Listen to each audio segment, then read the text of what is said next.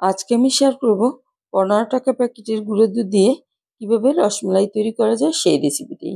আশা করি রেসিপিটা আপনাদের কাছে অনেক বেশি ভালো লাগবে।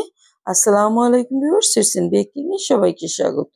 তো চলুন মূল রেসিপিতে চলে যাচ্ছি। আমি এখানে দিয়ে দিয়েছি 3 প্যাকেট 15 টাকা দামের গুঁড়ো দুধ। এই যে এক প্যাকেটে 15 গ্রামের মতো করে আছে। দিয়ে দিলাম হাফ টেবিল চামচ পরিমাণে ঘি। দিয়ে দিচ্ছি আধা চা চামচ পরিমাণে ময়দা, দিয়ে দিচ্ছি 1 চিমটি বেকিং পাউডার, আরও নিয়েছি একটা ডিম। ডিমটাকে ভালোভাবে ফেটিয়ে নিতে হবে।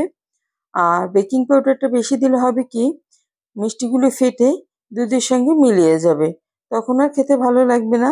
আমি সব শুকনো উপকরণগুলো ভালোভাবে মিক্স করে নিচ্ছি। এরপর অল্প অল্প করে ডিম দিয়ে মিশ্রণটা তৈরি করে নেব। এখানে পুরো ডিমটা লাগবে না, ডিমের পরিমাণ একটু বেশি দিয়ে দিবেন যেহেতু বেকিং পাউডারটা কম আছে। দেখুন এটা মাখানো হয়ে গেছে। মেখে আমি 5 মিনিটের মতো রেস্টে রেখে দিব। তারপর এটা দিয়ে মিষ্টির শেপ দিয়ে নেব। রেখে আমি অন্য প্রিপারেশনে চলে যাচ্ছি। আর এখানে দেখুন কতটা ডিম রয়ে গেছে। ঢেকে দিলাম। আমি চুলায় চলে যাচ্ছি। এখানে আমি একটা চুলায় প্যান বসিয়ে দিয়ে এতে দিয়ে দিচ্ছি 2 কাপ পরিমাণে পানি। এর মধ্যে দিয়ে দিলাম আমি আরও 2 প্যাকেট 15 টাকা দামের গুঁড়ো দুধ। দিয়ে ভালোভাবে মিক্স করে নিব।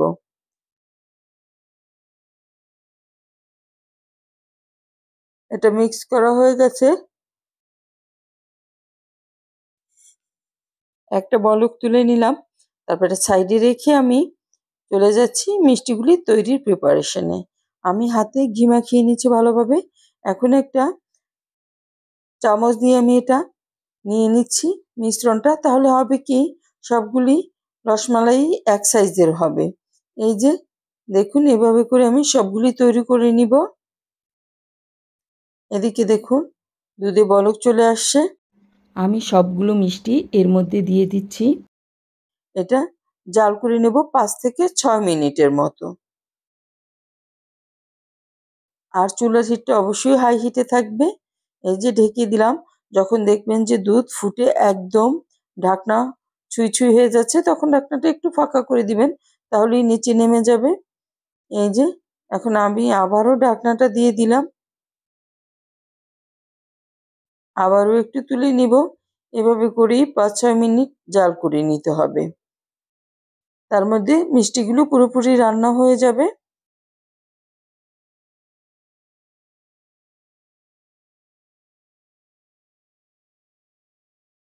যে যখনই ফুটে উঠছে আমি ঢাকনাটা তুলে একটু ফাঁকা করে আবারও ঢেকে দিচ্ছি। দেখুন রসমালাইগুলি রান্না হয়ে গেছে। এখন এতে আমি দিয়ে দিচ্ছি 6 টেবিল চামচের মতো কনডেন্স মিল্ক। এতে এর শিরাটা ঘনও হবে আর মিষ্টির স্বাদটাও পাওয়া যাবে। দিয়ে আমি আবারও একটু সময় রান্না করে নেব, এই 1-2 মিনিটের মতো। দেখুন রান্না করে নিচ্ছি। এর রসটা ঘন হয়ে গেছে।